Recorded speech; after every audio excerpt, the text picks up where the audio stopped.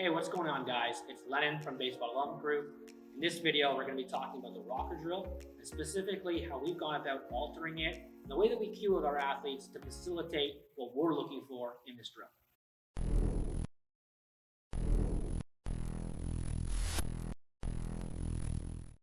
So the rocker drill is something that has a lot of different interpretations between coaches and athletes, a lot of different ways to perform it. But essentially, the idea with it is that you're going to take an athlete into a wide position, open up that lead foot pointing towards the target, and then rock the weight forward and back. Now, some of the issues that we've observed with this drill, and even Driveline Baseball has kind of researched it, is athletes will, especially when they're trying to keep that lead foot rooted in the ground, athletes are going to dump more into lead knee flexion as they go to throw. So they're altering some of those lead knee kinematics in the throw, and that's something that we're not really looking for. So what we've kind of done with the drill is shifted some of the focus and tried to emphasize it more as a feel drill to learn how an athlete should properly go through the pelvic loading and unloading process. So what we've kind of done, the initial starting position is still going to be the same, where we're going to get the athlete into a wide start position and turn that front foot towards the target. What we're going to do now, though, is instruct the athlete to bias their weight about 60 to 70% over that rear leg, okay?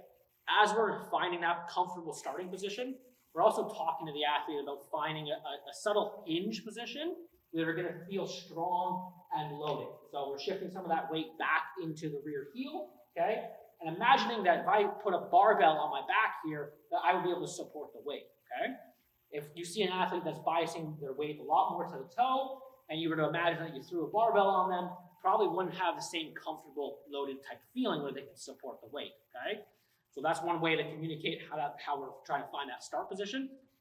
From there, we're finding that good loaded position, and now we're going to lift up the rear leg and focus on coming out of this sit hinge position and rotate out of it, okay?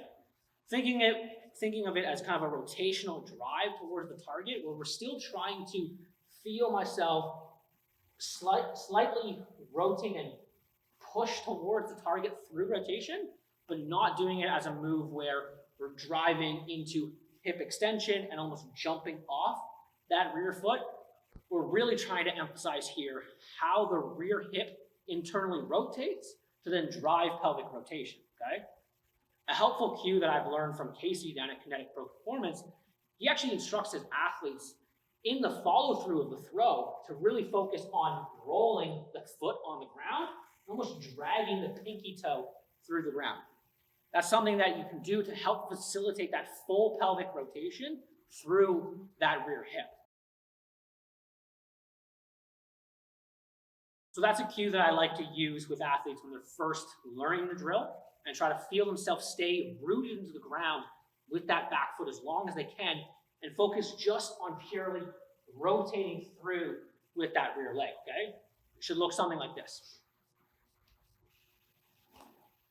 Now, as athletes get more comfortable with that feel and they've shown some decent mastery over that initial starting position, we're going to start to ramp up intensity and work more towards our primary drills, which are focused on kind of sequencing the whole throw. So as they ramp up the intensity with that, you're obviously going to see that instead of trying to keep that foot on the ground, they're going to start rotating through it and then letting that rear foot come over.